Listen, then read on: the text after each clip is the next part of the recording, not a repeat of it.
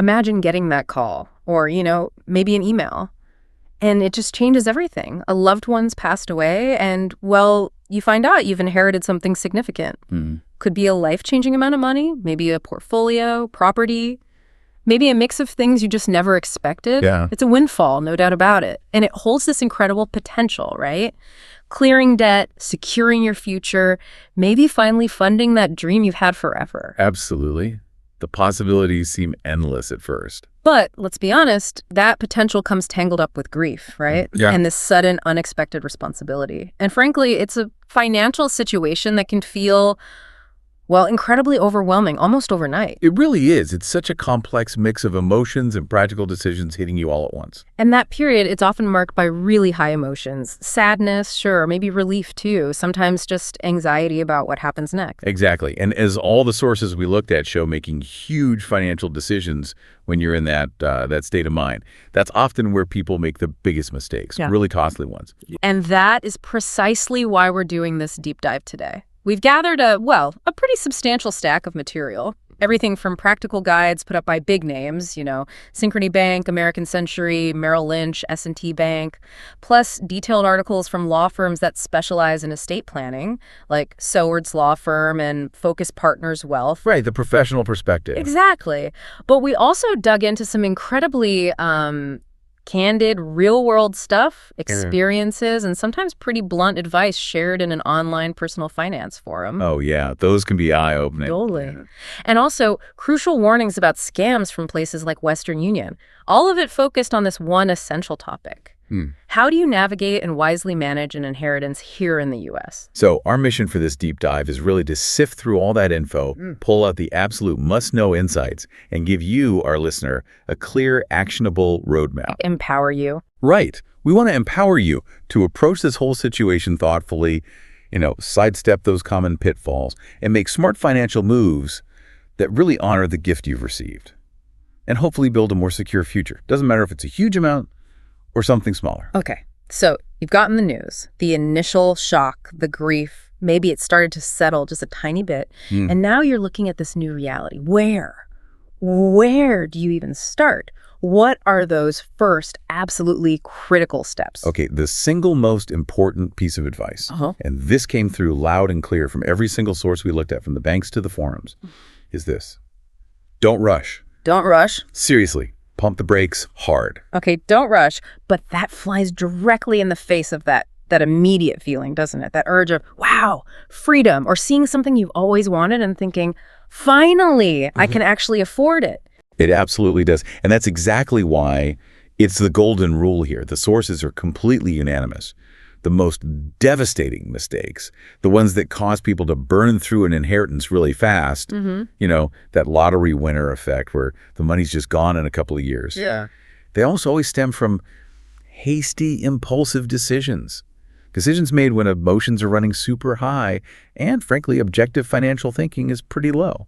So that means putting off buying that fancy new car, the boat, the, spontaneous trip around the world. Exactly those things. And just as critically, resisting the urge to jump into those can't-miss investment opportunities that friends or acquaintances suddenly start pitching you because they heard you came into some money. Ah, yes. The helpful tips start pouring in. Oh, they do. Those shiny objects, whether they're things you can buy or investments that sound too good to be true. That's where people get into serious trouble. You absolutely need to create some space, time and mental space, before you commit to anything big. Okay, so you're taking that essential pause. What's the very first, practical thing you need to actually do during that pause? You need to take stock of everything. Get your arms around what you actually received. An inheritance is rarely just a single check, right? Yeah. It can be incredibly diverse. So you need to understand exactly what's in it. Okay, so not just cash. It could be, investments, stocks, bonds, mutual funds, maybe? Yep. Could be physical stuff too, a house, maybe another property, a car, even valuable art, jewelry, collectibles. Precisely. And importantly, it could include retirement accounts, things like traditional or Roth IRAs, maybe 401ks from the person who passed, life insurance proceeds, annuities, maybe even a share in a family business. Wow, okay. That could be a lot to track down. It can be. Your first task is just to inventory all of it. Gather statements for any accounts, get appraisals if needed for the physical assets, figure out the type and the estimated value of every single piece. This detailed inventory, it's the absolute foundation. Everything else gets built on this. You just can't manage what you don't fully understand. Makes sense. And while you're digging into all those different pieces, what do you do with any actual cash you might have received already? Just leaving a big chunk of money sitting in a regular checking account feels wrong. It's not ideal, no. The sources strongly advise against that for a couple of key reasons. You need to secure your cash immediately. And that means moving any cash portion into a safe, easily accessible place. And crucially, an interest-bearing account while you're in that assessment and planning phase. Okay. Safe, accessible, interest-bearing. What does that look like practically? Think federally insured accounts, high-yield savings accounts, HYSAs, or money market accounts, MMAs, are what you see recommended consistently in the sources. HYSAs and MMAs. Okay. Yeah. They usually offer significantly better interest rates than your typical checking account, which is important. And critically, your principal is protected by FDIC insurance. Right. FDIC insurance, that's the safety net. How much does that cover? What if it's a really large cash inheritance? That is a critical point. FDIC insurance currently covers up to $250,000 per depositor per insured bank for each account ownership category. Okay, $250,000 per depositor per bank. So if you inherit, let's say, $800,000 in cash, you can't just dump it all into one HYSA at one bank, because $550,000 of that wouldn't be insured if something happened to the bank. Exactly right. That's a huge risk you don't need to take. To make sure your entire cash inheritance is fully protected by FDIC insurance while you figure things out, you'd need to strategically spread that money across different banks. Okay. Could, for example, open accounts at 4 different FDIC-insured institutions, put $200,000 in each. That keeps you well within the limit at each place. Gotcha. Spread it out. Or, you could explore different account ownership categories at the same bank, like individual versus joint. But honestly, splitting it across different banks is often just simpler and clearer for beneficiaries. That makes a lot of sense. So HYSA or MMA for that combo of liquidity and safety while you plan. Are there other good short-term spots for the cash? Certificates of deposit, CDs, are also mentioned as an option. C's, okay. They can sometimes offer slightly higher interest rates than HYSAs, especially if you go for longer terms, like, say, a 1-year or 2-year CD. Yeah. But the trade-off is flexibility. Your money is locked up for that CD's term. Right, you can't easily pull it out if you need it. Exactly. Withdrawing early usually means you pay a penalty, often giving up some or all of the interest you earned. So CDs are really best for cash that you're absolutely certain you won't need immediate access to for that specific period. Got it. So park the cash safely, quickly, make sure it's earning some interest, and stay within those FDIC limits. And the ultimate goal of this whole initial phase, the pause, the assessment, the securing the cash. It fundamentally buys you time, and it protects the principal amount. Time to process everything emotionally, time to think clearly about your options, and importantly, time to get expert help without feeling pressure to make instant investment decisions or, risk falling prey to those impulsive spending urges. Right. And stashing the cash in an interest-bearing account, even a modest rate, helps fight against inflation eroding your purchasing power, while the money is basically sitting there waiting for its long-term assignment. It's about preserving the value of the gift you received. Okay, so the initial shock is managed, the assets are inventoried, the cash is secured safely.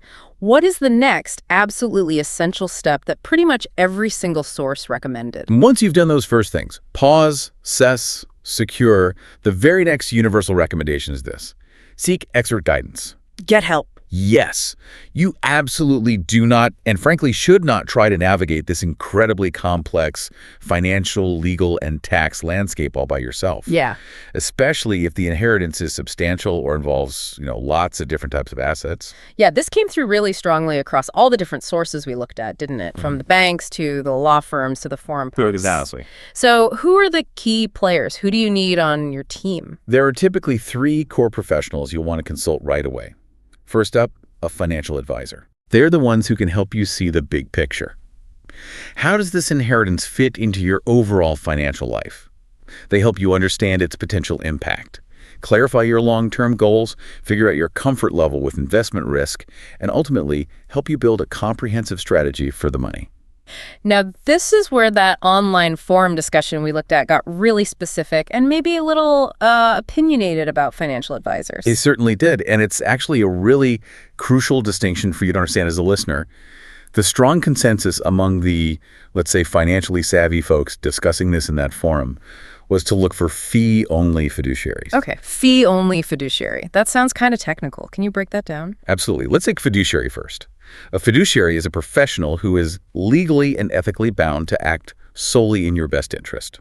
Always. So they have to put my interest ahead of their own. Exactly. Think of it like a doctor. They're supposed to recommend what's best for your health, even if it means they personally make less money on a particular treatment. This is different from some other financial professionals who might only have to recommend products that are merely suitable for you, which isn't quite the same high standard. Suitable could still mean recommending something that pays them a higher commission, even if a lower cost option is actually better for you. Okay, that's a key difference. And fee only. Fee only means the advisor gets paid only by you, the client, directly through fees. They do not receive commissions, kickbacks, or any other compensation from selling specific investment products, insurance policies, mutual funds, whatever. I see. This structure is designed specifically to minimize those potential conflicts of interest. The fees might be an hourly rate for advice, a flat fee for creating a financial plan, or, very commonly, a percentage of the assets they manage for you. That last one is called assets under management, or AUM. Right, AUM fees. And the Reddit discussion had some pretty strong feelings about that AUM model, specifically for inheritances. They really did. While AUM is a super common way advisors get paid, the users in that forum raised some serious flags about the inherent conflict of interest it can create, particularly when you're talking about a large sum like an inheritance. How so? Well, think about it. If an advisor's pay is a percentage of the money they manage for you, they have a direct financial incentive to keep as much of your money under their management as possible, right? Yeah, makes sense. So they might be less inclined to recommend simpler, potentially lower-cost strategies, like maybe just investing in broad market index funds yourself, even if that might truly be in your best interest. They might favor more complex portfolios or actively managed funds that justify their ongoing fee. And they gave that specific example, didn't they? Someone was quoted like 1.34% on a $700,000 inheritance. Yes, exactly. A user shared that, quote, 1.34% on the first $750,000 managed.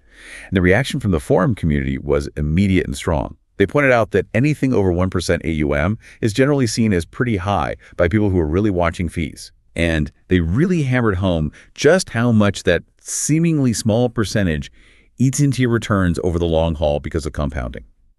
One person actually ran the numbers and showed how a 1.34% annual fee on that $700,000 portfolio could end up costing you, well, a huge chunk, potentially a third or even more, of your total investment growth over, say, 20 or 30 years. Wow, a third of your potential growth just gone to fees. That really puts it in perspective. It highlights why digging into how an advisor gets paid is so important. It absolutely does. It's a stark reminder of the power of compounding both for your investments and for the fees you pay. So while many mainstream sources just say get a financial advisor, that real-world discussion pushes you to ask tougher questions. What kind of advisor? How exactly are they compensated? Are they legally a fiduciary? The strong preference in that community was definitely towards flat fee advisors for specific planning needs, or even managing the assets yourself using low-cost index funds or ETFs through major brokerage firms, especially if you're willing to learn. They saw high AUM fees as a major potential pitfall to avoid with a windfall. So the takeaway is, do your homework, interview several advisors, understand their fee structure completely before you sign anything. That's incredibly valuable, practical advice. Okay, who else is essential on this professional team besides the advisor? An equally critical member, maybe even more so initially, is a tax professional or accountant. Seriously, this is non-negotiable. Because taxes on inherited stuff are messy. Incredibly messy. The tax implications are super complex. They vary wildly depending on the type of asset you inherit, your state of residence, the state where the person lived, and how you eventually handle or distribute those assets. It's a minefield. An experienced tax pro will help you understand any potential tax liabilities you might face. They'll advise you on things like whether you need to make estimated tax payments, for example, if you get a big life insurance payout, and leave it with the insurer earning interest. That interest is taxable income to you. Ah, good point. And critically, they'll help you take advantage of tax-saving rules like the step-up in basis, which we absolutely need to talk more about later. They make sure you follow all the tax laws correctly and structure things to be as tax efficient as possible. Okay, advisor, tax pro. Who's the third core professional? An estate planning attorney. Now, you might think their job was done when the estate was settled, but their expertise is crucial for you as the beneficiary now. How so? Well, first, they ensure the proper legal transfer of all the assets into your name, making sure titles, deeds, accounts are all correctly updated. That's essential. But maybe even more importantly for you now, receiving a significant inheritance means it's absolutely vital to update your own estate plan. Because my financial picture just changed dramatically. My own will, beneficiaries, all that stuff. Exactly. Your net worth, the types of assets you own, it's all different now. An estate planning attorney can help you review your existing will, or create one if you don't have it. They'll help you set up or review powers of attorney for finances and healthcare directives. Right. And they can advise you on whether trusts might now be appropriate for your situation. Maybe to protect these inherited assets for your own kids, or for future tax planning, or, and this is a critical point highlighted in one source, to make sure receiving this inheritance doesn't accidentally disqualify you or a family member from crucial government benefits you might currently rely on. Whoa, wait. You could lose benefits just by inheriting money? That sounds like a huge potential problem. It is a significant risk, especially for things like SSI or certain Medicaid programs that have strict asset limits.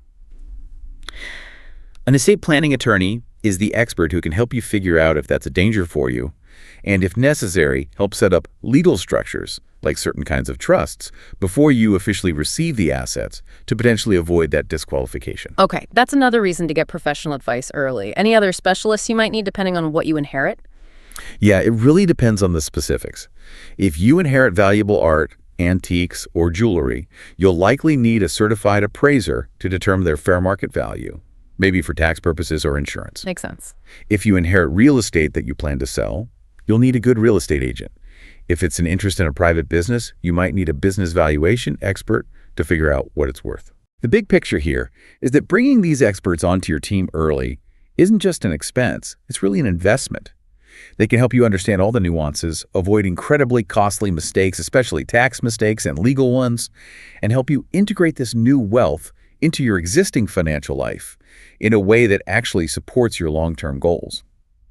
Even if you consider yourself pretty financially savvy, inherited assets have their own unique, tricky rules. Okay, so you've done the crucial first steps, paused, assessed, secured the cash, and you've started assembling your professional dream team. What should be your immediate financial priority once those initial bases are covered? Where do you focus the money first? A lot of the sources used a really helpful analogy here, one I think resonates. It's the oxygen mask principle. Like on an airplane. Exactly. You know how they always say, secure your own mask first before assisting others? Same idea applies here financially. The desire to immediately help out family members, pay off their debts, or make big charitable donations might be really strong when you suddenly have money. Yeah, that impulse to share the good fortune. Absolutely. Yeah. But the absolute priority has to be securing your own financial foundation first. Put on your own oxygen mask first. It makes intuitive sense, but I can see how it might feel a little counterintuitive, maybe even selfish, when you've just received a windfall. It can feel that way, but it's essential for long-term stability for everyone involved.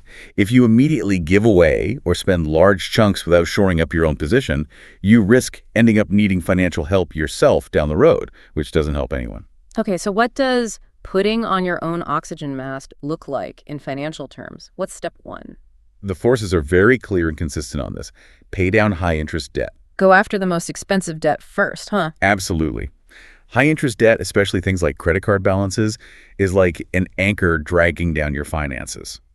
Using a portion of the inheritance to wipe that out is essentially like getting an immediate guaranteed return on your money equal to whatever exorbitant interest rate you're paying. That's a great way to think about it. A guaranteed return. Exactly. It's one of the smartest, most impactful things you can do with a windfall to instantly improve your financial health and free up your future cash flow. Get rid of it. What about other debts like car loans, student loans, maybe even the mortgage? Yep. After you've tackled the really high interest stuff, you can definitely look at other consumer debts like car loans or student loans. The decision on whether to pay off lower interest debt, particularly a mortgage, gets a bit more nuanced. How so? Well, one source rightly pointed out, if you happen to have a mortgage with a really low fixed interest rate, say 3% or 4% from a few years ago, using funds that could potentially earn you, say, 7% or 8% invested in the market over the long term to pay off that cheap debt might not be the mathematically optimal decision. Right. You could potentially make more by investing the difference. Potentially, yes. But on the other hand, there's a huge psychological benefit for many people to being completely mortgage-free. Right. That peace of mind has real value, too. So that's a decision to weigh carefully, probably with your financial advisor, looking at the numbers versus your personal comfort level with debt. But that high-interest debt, no question, eliminate it. Okay, step one for the money. Wipe out those crippling high-interest payments. What's the next piece of building that solid foundation? Build or substantially boost your emergency fund. This came up again and again as a critical use of a windfall. The rainy day fund. Exactly. The general guideline you see in the sources is to have somewhere between 3 to 6 months worth of your essential living expenses saved up. Some might even argue for more, depending on your job stability and dependence. And this money needs to be kept in a readily accessible safe account, like that high-yield savings account we talked about earlier. An inheritance seems like a perfect opportunity to finally build that safety net from scratch if you don't have one, or make it really robust if it's looking a little thin. It's a golden opportunity, truly. Having a fully funded emergency fund provides just immense peace of mind. It means that if life throws you a curveball, you lose your job, the furnace dies, you have a sudden medical bill, you won't have to immediately panic, rack up new high-interest debt on credit cards, or even worse, be forced to sell your long-term investments at potentially the worst possible time, like during a market downturn. It's your financial shock absorber. Okay, so high-interest debt is gone, emergency fund is solid. What's the next logical step in figuring out what to do with the rest and building out your financial life? With those immediate protective layers in place, you can now really shift your focus towards the future. And that means review and define your financial goals. This is a really critical forward-looking step, and it should be informed by that asset inventory you did earlier and the advice you're getting from your professional team. So this is where you figure out what this money is actually for, beyond just sitting in an account. What do you want it to do for you? Precisely. It's time to think broadly. What's truly important to you? What does this inheritance now make possible that maybe wasn't before? Start thinking about your short-term goals. Perhaps that necessary home renovation you've been putting off, maybe replacing a major appliance that's on its last legs, or yes, maybe even a modest, well-planned vacation after what's likely been a difficult emotional period. Okay. And then really dig into your long-term aspirations. Is it securing a comfortable retirement, funding your kids' or grandkids' education, buying a first home or maybe a vacation property, starting a business, or perhaps supporting causes you deeply care about through philanthropy? Thinking bigger picture. Yeah, and one source had a great suggestion here, an exercise. Try to imagine your ideal life if money wasn't the primary constraint. Don't be purely practical at first, just dream a little. What did that life actually look like? Then kind of bring it back down to earth and start prioritizing those dreams based on the actual amount of the inheritance and your existing financial situation. That sounds like a powerful exercise. It shifts the focus from just having the money to what that money can actually enable in terms of living a more meaningful life, your ideal life. Exactly. It makes it about being intentional with the wealth rather than just reacting to having it. And crucially, as you define these goals, you also need to try and attach timelines to them. When do you think you'll need the funds for that down payment? How many years are left until you hope to retire? Because the timeline impacts how you invest. Massively. The time horizon for each goal is a huge factor in determining the appropriate investment strategy later on. Money needed in 2 years should be invested very differently than money needed in 20 years. Okay, so define the goals, give them timelines, make sure they align with that bigger vision for your life. This all sounds great, constructive, but now we have to tackle the big, scary elephant in the room for many people. Taxes. Ah, yes, taxes. This is where things can get really complicated really fast, isn't it? It's arguably the most complex piece of managing an inheritance, and definitely an area where having that good tax professional on your team is absolutely invaluable. But let's start with a fundamental point that actually often surprises people. Okay. In the United States, inheritance is generally not considered income taxable at receipt at the federal level. Wait, really? So just getting the check or the assets transferred into your name doesn't automatically trigger a federal income tax bill on the amount you received? That's the general rule, yes. The IRS doesn't view the inherited assets themselves as taxable income to you, the beneficiary, when you receive them. Okay, that's a huge relief for many people, I bet. It is, but, and there's always a but with taxes, right? Of course. That doesn't mean the entire process is completely tax-free. Because some states have their own rules, maybe? Precisely. While the federal government doesn't impose an inheritance tax, a handful of states do. The sources consistently list these states as Iowa, Kentucky, Maryland, Nebraska, New Jersey, and Pennsylvania. Okay, only 6 states currently. As of when we reviewed the sources, yes. If you live in one of those states, or if you inherit from someone who lived in one of them, you might owe state inheritance tax. However, these state laws often have exemptions, especially for close relatives. Spouses are usually exempt, and often children, grandchildren, sometimes siblings are taxed at lower rates or are also exempt. It varies state by state, so you absolutely have to check the specific rules for the state involved. Gotcha. And just to make sure we're clear, the state inheritance tax is different from the estate tax, right? I hear those terms used sometimes. Yes, very important distinction. They are different taxes. The estate tax, which exists at both the federal level and in some states, is a tax levied on the decedent's entire estate before any assets are distributed to the heirs. So the estate pays that tax first. Right. The federal estate tax currently only impacts very, very large estates because the exemption amount is extremely high, over $13 million per person for 2024 and 2025, based on the sources.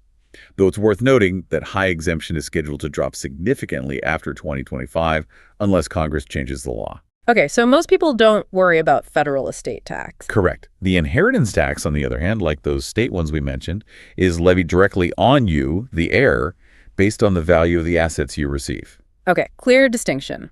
Estate tax is on the estate, inheritance tax is on the heir. So for most people inheriting, the big tax considerations usually come after they receive the assets, right? Like from income the assets generate or when they eventually sell them. Exactly right. This is where understanding the specific tax rules for different types of inherited assets becomes absolutely crucial, and where that step up in basis really matters. Okay, let's dive into those. What about inheriting regular investments, like stocks or mutual funds held in a standard taxable brokerage account? Yes. For these types of taxable investment assets, the single most important tax concept to understand is the step up in basis. This is a major, major tax advantage for heirs in the U.S. tax code. Step up in basis. I've definitely heard that term thrown around, but honestly, it sounds pretty complicated. How does it actually work? Okay, let's break it down. It basically means that for tax purposes, the cost basis of the asset you inherit is stepped up or adjusted to its fair market value on the date the original owner passed away. Okay. A source gave a really clear example. Let's say your dad bought some stock shares maybe decades ago for $75 per share. On the day he passed away, those same shares were worth $575 each. Because you inherited them, your new cost basis for those shares isn't his original $75. It's $575, the value on the date of death. It's treated as if you had bought them yourself for $575 on that day. Wow. Okay, so why is that such a big deal for taxes? Because when you eventually sell that inherited stock, you only have to pay capital gains tax on any appreciation that happens above that new stepped-up basis of $575. Huh. So if you decide to sell those shares, say the day after you inherit them, you get $575 per share, your capital gain is $0, $575 sale price minus your $575 basis. You owe zero capital gains tax. Instead of inheriting them at your dad's original $75 basis, if that were the case, selling them at $575 would mean you'd have a $500 capital gain per share, $575, and you'd owe capital gains tax on that entire $500 profit. Holy cow. Okay, so the step up effectively wipes out the capital gains tax liability on all the growth that happened before the original owner died. That's huge. It is absolutely huge, and it gives you incredible flexibility as the inheritor. It means you can often sell inherited investments pretty much immediately without triggering a massive tax bill, assuming they haven't shot up in value significantly since the date of death, and then reinvest that money according to your own financial plan and risk tolerance. You aren't necessarily locked into holding on to grandpa's favorite stock just because you want to avoid a huge tax hit. That's incredibly useful. And one source pointed out a pretty savvy tax strategy related to this. If you're charitably inclined, it's often more tax efficient to donate appreciated stock from your own existing taxable investment portfolio rather than donating the stock you just inherited. Why is that? Because when you donate appreciated stock that you've held for more than a year from your own account, you typically get two tax benefits. You can deduct the full fair market value of the donation, if you itemize, and you completely avoid paying the capital gains tax you would have owed on that stock's appreciation if you'd sold it instead. Meanwhile, you hold on to the inherited stock, preserving its high stepped-up basis for yourself, which might be more valuable to you down the line. Huh. That's clever, maximizing the tax breaks. Does this step-up rule apply to other assets too, like inheriting a house? Yes, it generally does. Inherited real estate also typically receives a step-up in basis to its fair market value on the date of death. So if you inherit a house and decide to sell it later, you'll only owe capital gains tax on any appreciation that occurs after that date of death value. That could save a ton of money in taxes if it's a property that's been in the family for ages and appreciated a lot. It certainly can make a huge difference. But just remember, owning inherited real estate isn't free while you decide what to do. You've got ongoing costs, property taxes, homeowners insurance, maintenance, maybe even mortgage payments if there's still a loan on it. Those costs continue until you sell it or make other arrangements, so you need to factor those into your planning. Good point. Okay, so step up in basis is a really big positive for inheriting taxable investments and real estate. But what about retirement accounts? Things like traditional IRAs or 401ks, those were funded with pre-tax money, weren't they? Ah, yes. Wow. This is where the tax treatment flips completely, and it's absolutely critical to get this right because mistakes can be costly. Inherited traditional IRAs and 401ks contain money that has never been taxed. Right, the contributions are usually tax deductible. Exactly. Therefore, any withdrawals you take as the beneficiary from these accounts are taxed as ordinary income to you in the year you take the money out. Yeah. Not capital gains rates, but your regular income tax rate. Okay, ordinary income, that could potentially bump you into a higher tax bracket. It definitely could, especially if you take out a large amount in one year.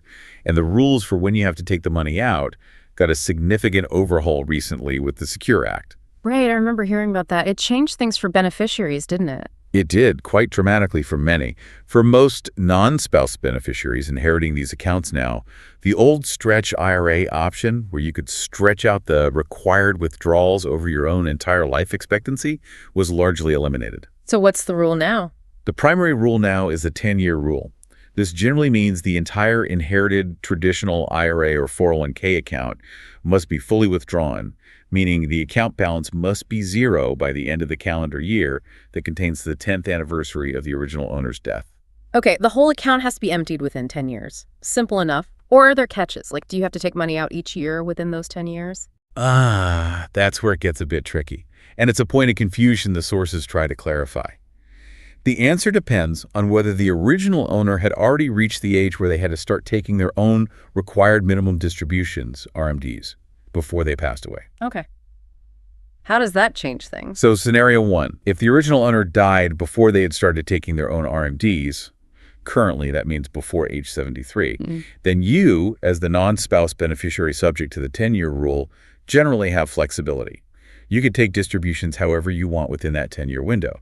You could theoretically take nothing for 9 years and then take the entire balance in year 10. Or you could spread it out evenly or take it all in year 1. The key is the account must be empty by the deadline. Okay, so full flexibility within the 10 years if they don't before RMD age. What's scenario 2? Scenario 2. If the original owner died on or after the date they were required to start taking their RMDs, then the rules are stricter for you as the non-spouse beneficiary. You still have to empty the entire account by the end of the 10th year. But during years 1 through 9 of that 10-year period, you also generally have to take annual RMDs yourself, usually based on your own life expectancy, or potentially the owner's remaining life expectancy if that was longer. Wow. Okay, so if they were already taking RMDs, you have to keep taking annual withdrawals plus empty the whole thing by year 10. If they weren't taking RMDs yet, you just have the 10-year deadline but can choose when to take the money out during that time. That's a general understanding based on current IRS interpretations, yes. It's complicated, and remember, regardless of when you take the money out of that traditional inherited account within the 10 years, every dollar you withdraw is taxed as ordinary income to you. And if you mess up, like forget to take an RMD if one is required, or don't empty the account by the deadline. There are penalties, big ones. Failing to take a required distribution used to carry a steep 50% penalty on the amount you should have taken out. The Secure 2.0 Act, according to one source, did reduce that penalty. It's now generally 25% of the shortfall and can potentially be reduced further to 10% if you correct the mistake quickly. But even 25% or 10% is a significant penalty you really want to avoid. Absolutely. This just screams, talk to a tax professional, doesn't it? It absolutely does. You need a clear plan for managing those withdrawals from inherited traditional accounts to meet the deadlines, manage the tax impact, and avoid penalties. Okay, what about inheriting a Roth IRA? Those were funded with after-tax money, right? Does that make a difference? It makes a huge difference in terms of taxation. Inherited Roth IRAs generally follow a similar 10-year withdrawal rule for most non-spouse beneficiaries, with the same potential exceptions for certain eligible beneficiaries like disabled individuals or minor children who might have different timelines. So the 10-year deadline still applies to Roths? Generally, yes.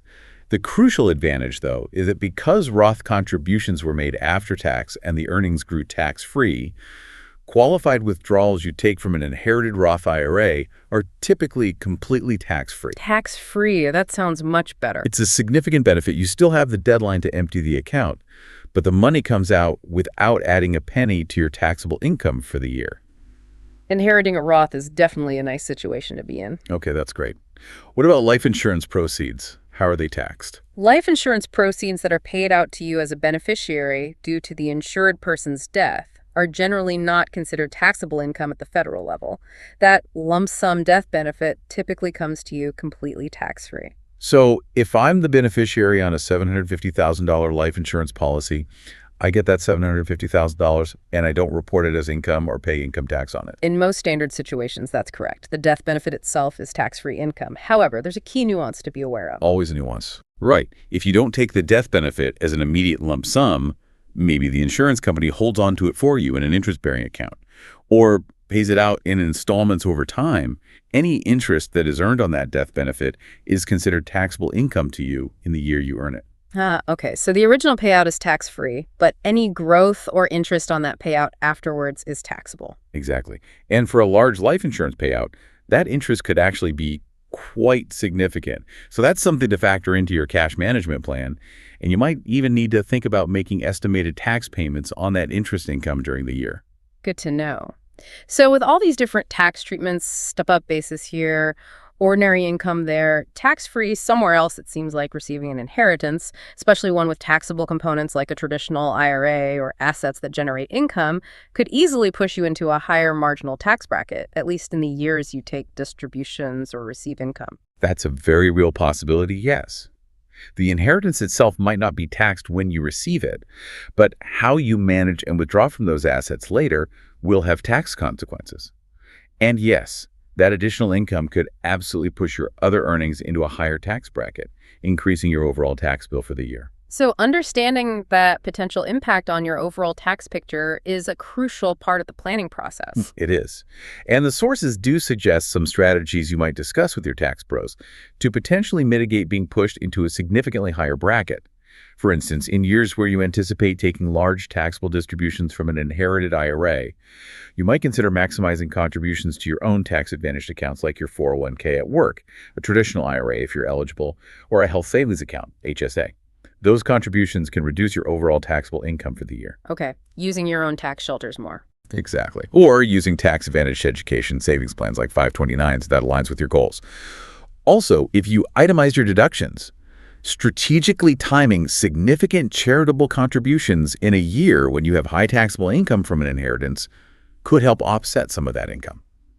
Interesting planning points. The sources also briefly touched on taxes for other kinds of windfalls, just to kind of put inheritance taxes in context, right? Yes, they did highlight the contrast, which I think is helpful. For example, settlements from lawsuits might be taxable only if they include punitive damages or replace lost wages.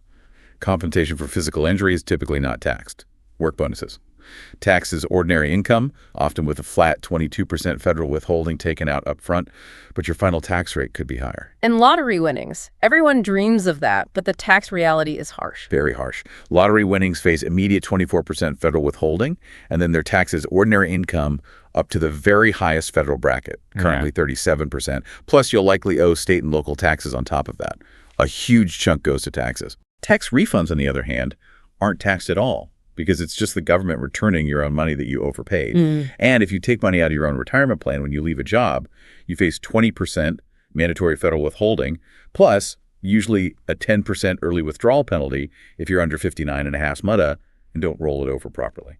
So seeing those examples really underscores that inherited assets often have unique and in many ways more favorable tax rules compared to a lot of other ways you might suddenly receive money. Absolutely. Which reinforces why understanding the specific rules for inherited assets, especially that step up in basis and the retirement account rules, is so incredibly key to managing them effectively. Okay. Taxes are definitely complex, very asset dependent, and clearly require expert help.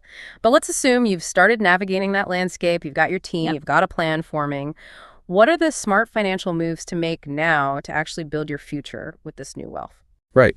So once those initial protective steps are done, the pause, the assessment, the secure cash, the debt management, the emergency fund is solid, and you've started defining your goals, the focus really shifts to making the money work for you over the long term. And that primarily means investing wisely. And this isn't just, picking a hot stock tip you heard from your neighbor. Please, no. Yeah. Absolutely not. As the sources consistently emphasize, smart, effective investing starts with two fundamental principles: diversification and asset allocation. Okay, diversification. That means spreading the money around, right? Don't put all your eggs in one basket. That's exactly it.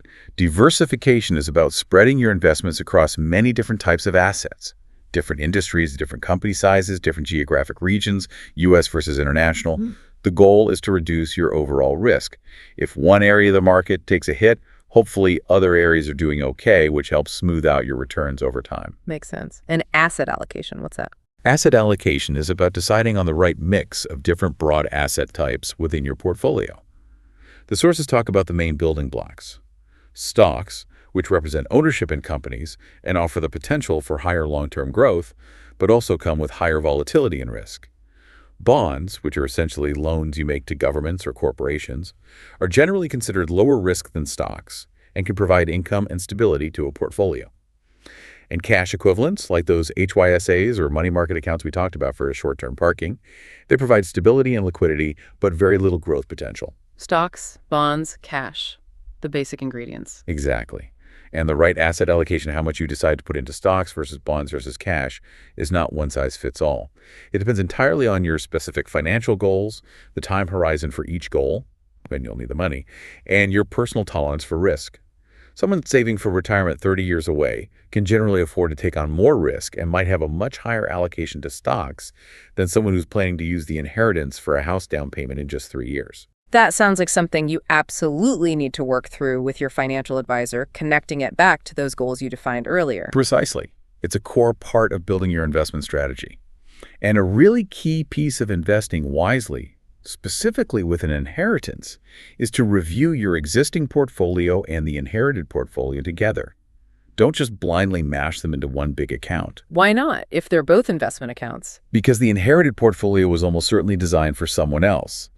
The original owner had their own age, their own financial goals, their own comfort level with risk, all likely very different from yours.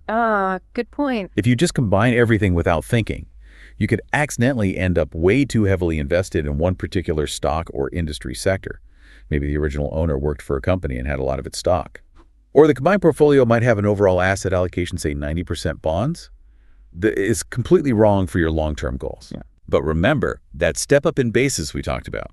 For many inherited assets like stocks and mutual funds, that step up gives you the flexibility to sell those inherited investments without a huge tax consequence, and then reinvest the proceeds into a portfolio that is specifically designed and allocated for your financial life, your timeline, and your goals. That's a great advantage. Now, speaking of investing, especially if you receive a large cash inheritance, there's often that question, do you invest it all at once, or do you kind of ease it into the market over time? Yeah, that's the classic lump sum versus dollar cost averaging, DCA debate. And the sources acknowledge both approaches have pros and cons. Okay, what's the case for investing the whole lump sum right away? The main argument for lump sum investing is that, historically speaking, the stock market tends to go up more often than it goes down over the long term. So by putting all your money to work in the market immediately, you give it the maximum amount of time to potentially benefit from that historical upward trend. Statistically, over long periods, lump sum investing has often resulted in higher returns compared to DCA. But it probably feels riskier, right? What if you invested all right before a big market crash? That's the psychological downside, exactly. Yeah. Investing a large sum all at once can feel really nerve-wracking, especially if the market seems high or things feel uncertain. You have that fear of, what if I invest today and the market drops 20% tomorrow? Yeah, that would sting. So what's the alternative, dollar cost averaging? With dollar cost averaging, DCA, you break up the large sum and invest smaller, fixed amounts of money at regular intervals over a set period. For example, if you inherited $600,000, you might decide to invest $50,000 every month for 12 months. How does that help? It helps smooth out your purchase price. When the market is down, your fixed dollar amount buys more shares. When the market is up, it buys fewer shares. This averages out your cost per share over time and, crucially, reduces the risk of investing your entire nest egg right at a market peak. It can feel much less stressful emotionally, especially in volatile markets. But you might miss out on some gains if the market just goes straight up while you're still phasing the money in. That's the potential trade-off, yes. If the market rises steadily during your DCA period, you might end up with slightly lower overall returns compared to if you had invested the lump sum right at the beginning. DCA essentially prioritizes reducing regret risk over potentially maximizing returns.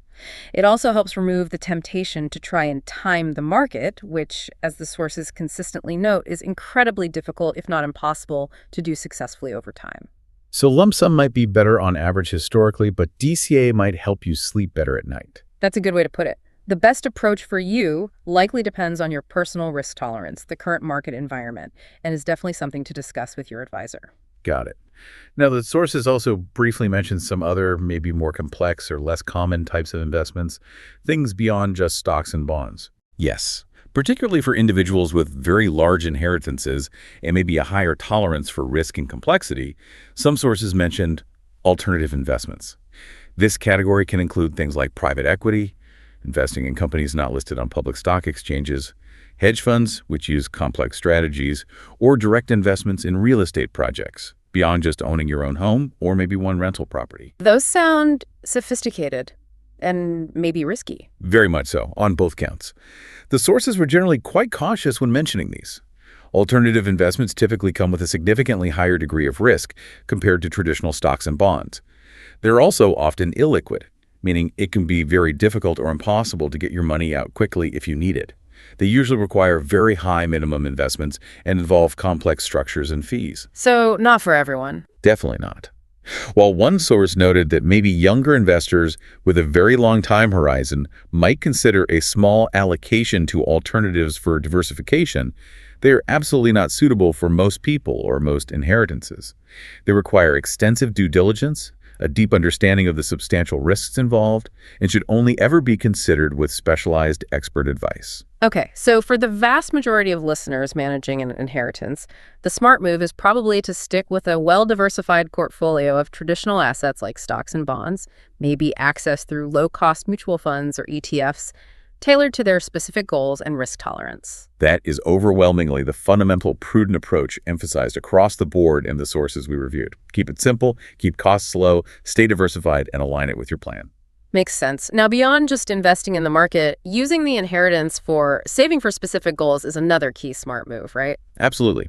Once the foundation is secure, earmarking funds for specific, important future goals is a great way to make the inheritance work for you. Like maybe setting aside money specifically for a child's or grandchild's college education? Yes, that's an excellent example. Using a portion of the inheritance to fund tax-advantaged 529 education savings plans is a very popular and effective strategy. The money grows tax-deferred, and withdrawals are completely tax-free at the federal level and often state level too, as long as they're used for qualified education expenses. That's powerful. Or if buying a home is a major goal. An inheritance can be a game changer for home ownership.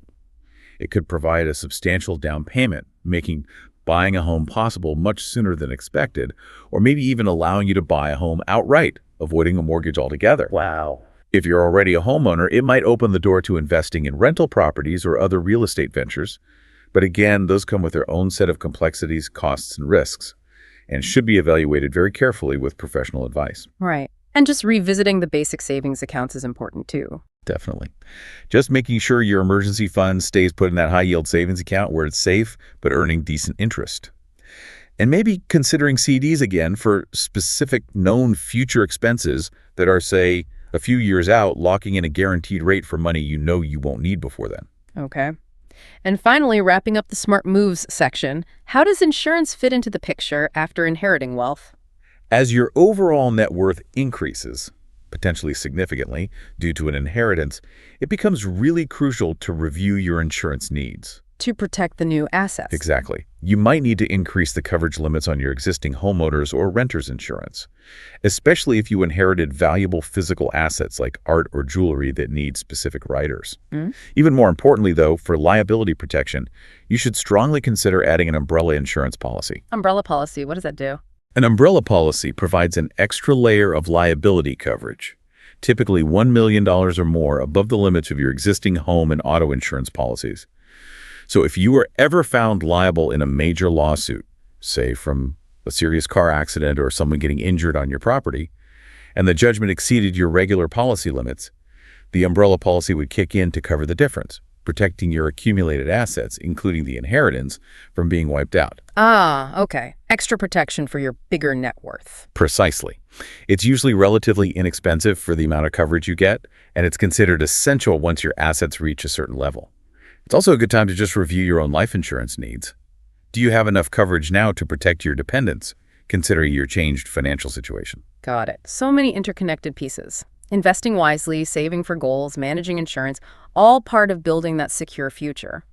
But just as important as making all these smart moves is actively avoiding the major pitfalls, the traps that people fall into. What are the big ones we need to watch out for? We kind of started with the antidote, which was don't rush. And the most common classic manifestation of rushing is overspending. This is mistake number one, highlighted everywhere. Blowing the money? Exactly. Using the inheritance impulsively on luxury goods that lose value quickly, like those expensive cars, boats, maybe lavish vacations that not only cost a lot up front, but also create significant ongoing expenses like insurance, maintenance, taxes, storage fees. It's that shiny objects trap we talked about right at the beginning, but maybe on a larger, more damaging scale. Precisely. The sources are full of cautionary tales, anecdotes of people who received significant windfalls, inheritances, lottery winnings, settlements, only to see the money completely vanish within just a few short years. Why? Because they didn't adjust their spending habits sustainably.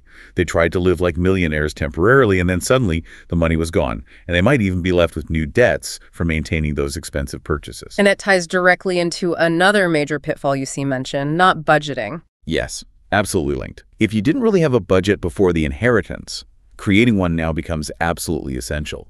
If you did have a budget, it needs a serious update to reflect this new financial reality. Because the old budget doesn't account for this new resource. Right.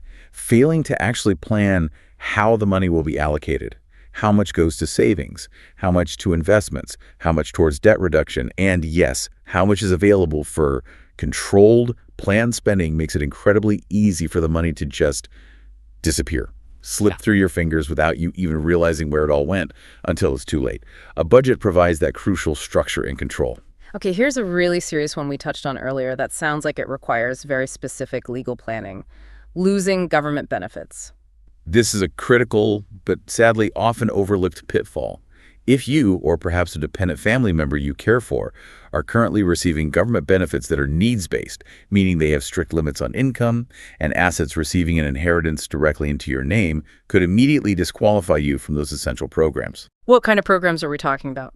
Things like Supplemental Security Income, SSI, which provides income for disabled individuals with very low income and assets, certain types of Medicaid programs that cover health care costs for low-income individuals, sometimes other state or local assistance programs based on financial need. And getting kicked off those programs because you inherited some money could be absolutely devastating for someone relying on them for basic living expenses or critical medical care. It could be catastrophic. The sources really stress that for individuals who are beneficiaries of these types of programs, proactive planning is essential, ideally before the inheritance is actually received. Planning with who? What kind of planning? This typically involves working closely with an estate planning attorney who specializes in this area. The most common solution is often establishing a specific type of trust, frequently called a special needs trust or supplemental needs trust. The inheritance is then directed into this trust rather than paid directly to the individual. The funds in the trust can then be used to supplement the beneficiary's needs, paying for things government benefits don't cover without actually counting as their personal assets for the purpose of determining eligibility for those benefits. Wow. So the trust holds the money for them, but not as them, legally speaking. That's a good way to think about it. But this kind of planning absolutely must be done correctly, following very specific legal rules, and often needs to be set up before the assets are officially received by the beneficiary. It really highlights, again, just how complex this can be and why getting that professional legal help early is non-negotiable in situations like these. Absolutely critical. Okay, another danger zone. Sadly, where there's money, there are often scams. Falling victim to scams seems like a significant risk for inheritance beneficiaries. It really is. People who have recently lost someone or are known to have received money can be seen as vulnerable targets. The sources we looked at had some pretty specific warnings about inheritance scams. How do those typically work? What should people look out for? The classic scenario usually starts with an unsolicited contact. An email out of the blue, maybe a letter, sometimes even a message on social media. It claims you've inherited a large sum of money from a distant relative you've either never heard of or maybe only vaguely knew. Okay, sounds suspicious already. Right. The message usually comes from someone pretending to be a lawyer, maybe a bank official, sometimes a foreign government representative. And here's the key part.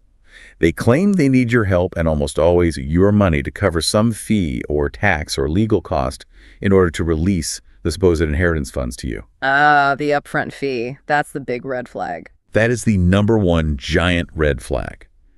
Any request for you to pay money up front, whether it's called an administrative fee, a processing fee, taxes, legal costs, whatever, to get access to an inheritance is almost certainly a scam. Real expenses and legal fees associated with settling a legitimate estate are typically paid directly from the estate's assets before distribution, not demanded out of pocket from the beneficiaries beforehand. Okay, upfront fees equals huge red flag. What are some other warning signs the sources mention? Several others to watch for. Poor grammar and spelling errors in the communication professional legal or financial correspondence is usually polished.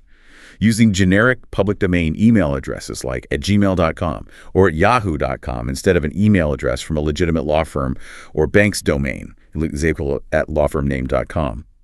A lack of verifiable online information if you try to Google the supposed law firm, bank, or lawyer's name and find nothing or only sketchy details, that's bad. The deceased person being completely unknown or only vaguely known to you. And of course, asking for your sensitive personal identifying information early on, like your bank account numbers, credit card details, or social security number, supposedly for verification purposes. Okay, lots of red flags to watch for. So if someone does get contacted by something that smells fishy, feels like one of these inheritance scams, what should they do? What's the action plan? The advice from the sources is crystal clear. Do not engage. Do not reply to the email or letter. Do not click on any links or open any attachments in the message. Do not call any phone numbers they provide. And absolutely positively do not send any money or give out any personal information. Just cut off all contact. Yes. The best thing to do is simply delete the email or discard the letter. You should also report it. You can file a complaint with the Federal Trade Commission, FTC, online at ftc.gov, and you might also report it to your state's Attorney General's office. Reporting helps authorities track these scams and potentially warn others. But remember, any money you send to scammers is almost always gone for good. It's incredibly difficult to recover. That's sobering. If the inheritance is legitimate, how would you typically be contacted? If it's real, the executor of the estate or a legitimate estate attorney handling the settlement will contact you through official channels. This might be via certified mail requiring your signature, or perhaps a phone call followed by official documentation. They will be able to provide verifiable details about the deceased, the estate, and the process, and they will not ask you for upfront payment to receive your share. Okay, crucial advice. Vigilance is key there. What about pitfalls related to the investments themselves? You mentioned earlier not just mashing portfolios together blindly. Yes, that's a common mistake, born from maybe not getting advice or not taking the time to review properly, blindly mashing portfolios together. As we discussed, your existing investment portfolio and the one you inherit were likely built with different goals, timelines, and risk levels in mind. Simply combining them without a thorough review of the overall resulting asset allocation can easily leave you with unintended consequences. You might end up with way too much exposure to a single company's stock or concentrated too heavily in one industry, or holding assets that are just fundamentally inappropriate for your age and financial goals. This dramatically increases your risk without you even realizing it. It needs a careful, deliberate review, ideally with your advisor. Makes sense. And back to taxes again, just ignoring them is obviously a pitfall too. Oh, absolutely. Ignoring your tax obligations related to the inheritance can lead to serious problems down the road. Failing to plan for and pay taxes on distributions from inherited traditional IRAs, or capital gains taxes if you sell inherited assets that have appreciated after the date of death step up, or taxes on any interest or income generated by the inherited assets, all of that can result in hefty penalties and interest charges from the IRS and potentially state tax authorities. Those penalties can quickly eat away at the value of the inheritance itself. Proactive tax planning isn't optional. It's essential. And finally, maybe the overarching pitfall, trying to do it all yourself or listening to the wrong people. Exactly. A major pitfall is going it alone or taking unsolicited advice. We keep coming back to this, but your qualified professional team, that fee-only fiduciary advisor, potentially, experienced tax professional, the estate planning attorney, those are the people whose advice you should generally rely on. Not your brother-in-law's hot stock tip. Probably not. Be extremely wary of can't-miss investment tips or business propositions from friends, family members, who might mean well but usually lack the professional expertise, or certainly strangers, especially if they suddenly appear after hearing you've received money. That Reddit discussion we mentioned was particularly emphatic about this, warning against taking investment advice from anyone who stands to gain financially from that advice, specifically calling out the potential conflicts of interest, with advisors paid high AUM fees and cautioning against overly complex, high-fee products when simpler, low-cost options might serve you better.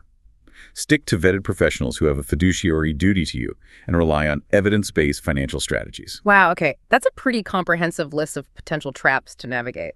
Overspending, lack of budgeting, accidentally losing crucial benefits, falling for scams, making poor investment merges, messing up on taxes, and taking bad advice from the wrong people. It really, really underscores the need for caution, patience, and careful planning. It truly does. Managing an inheritance is definitely a complex undertaking, and it requires diligence every step of the way. But having gone through that whole process we've outlined, taking the time to pause and secure the funds, building that solid financial foundation, defining your goals clearly, understanding the tax rules, making smart, deliberate investment choices, and actively avoiding those pitfalls receiving an inheritance also presents this incredibly powerful opportunity. Not just for your own financial well-being, but also to start thinking about your own financial legacy.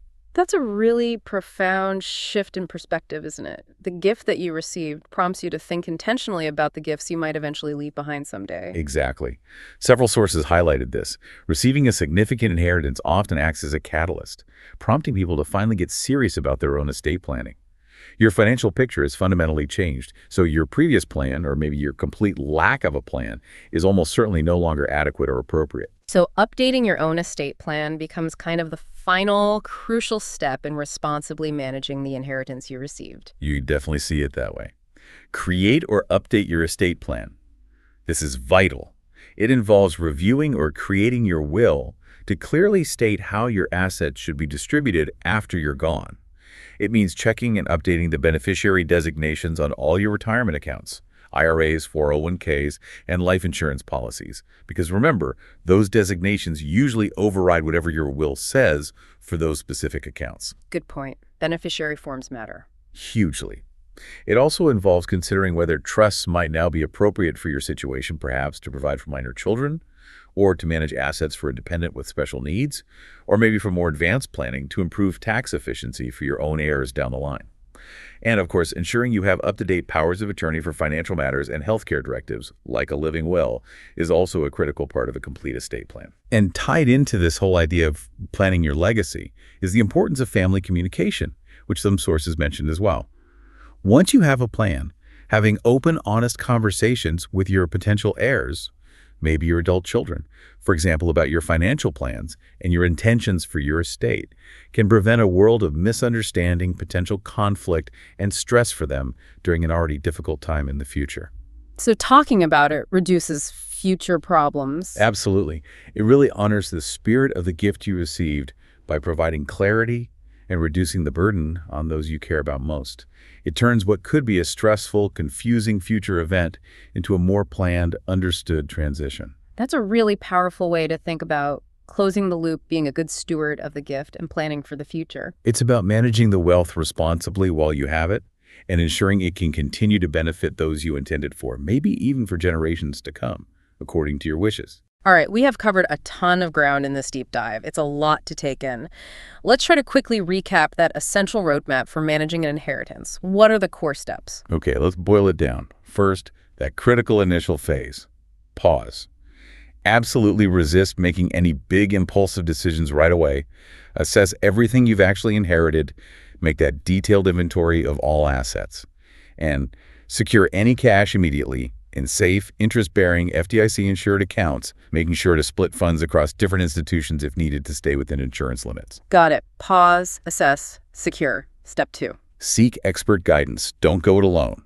Build your essential team of financial advisor. Remember to research their fees and fiduciary status. An experienced tax professional and an estate planning attorney are usually the core players. Bring in other specialists like appraisers if your specific assets require it. Okay.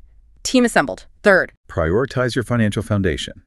Remember the oxygen mask principle. Secure yourself first. Pay down that high-interest debt immediately. Build or fully fund your emergency fund. 3-6+ months of expenses. Then take the time to clearly define your financial goals, both short-term needs and long-term aspirations, and attach timelines to them. Fourth, navigate the complex tax landscape. Understand the basics. The inheritance itself is generally not federally taxed at receipt, but watch out for potential state inheritance taxes. Critically, learn the specific tax rules for the types of assets you received. Master the step-up and basis concept for taxable investments in real estate. Understand the ordinary income tax treatment and the 10-year withdrawal rule, with possible RMDs, for inherited traditional retirement accounts, and the tax-free nature of inherited Roths. Plan proactively with your tax pro for the tax impact of future withdrawals, sales, or income. Okay, taxes covered. Fifth step. Make smart financial moves for the long term. Once your foundation is secure, invest wisely to grow the inheritance. Focus on diversification and asset allocation that are aligned specifically with your goals and risk tolerance. Carefully review inherited portfolios. Don't just combine them blindly with your own. Make a conscious decision about investing a lump sum versus using dollar-cost averaging. Be extremely cautious about complex, high-risk alternative investments. Use the funds strategically for specific goals, like education savings, 529s, or a home down payment.